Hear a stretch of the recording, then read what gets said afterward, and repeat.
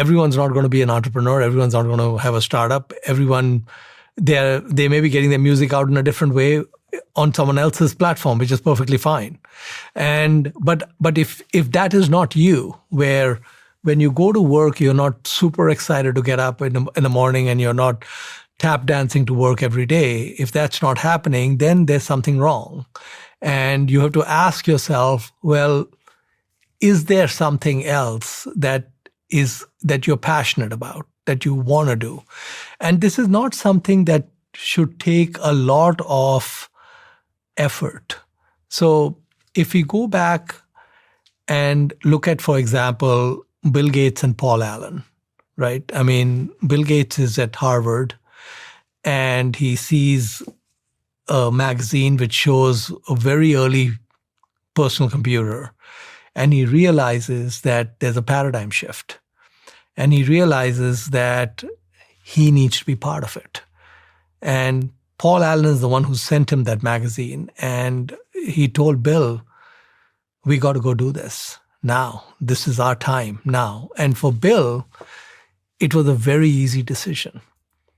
Very easy decision. Very difficult for his parents.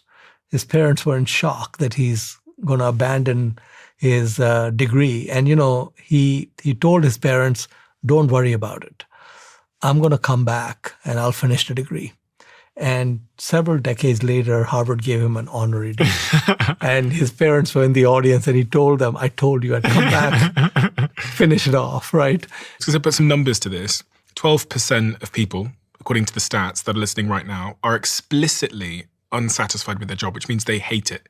85% of workers globally are disengaged, meaning they're not fully invested or happy at work.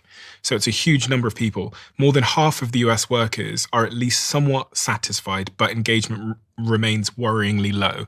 So if we look at that 85% number, 85% of workers globally are disengaged, meaning not fully invested or happy at work. So it's really those people.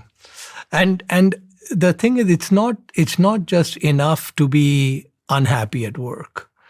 That's one piece of it. The unhappiness can be a symptom, and one of the causes can be that you have a different calling in life, and you are not following your calling.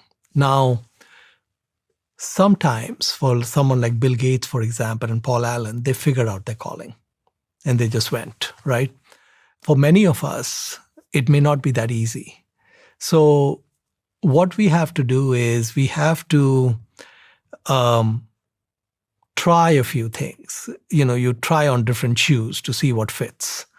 And so, have some thought experiments, talk to your friends, say, okay, I'm a UPS driver, this is what I do, and I really like playing the guitar, or I like to make these art figurines or something at home and whatever else, right?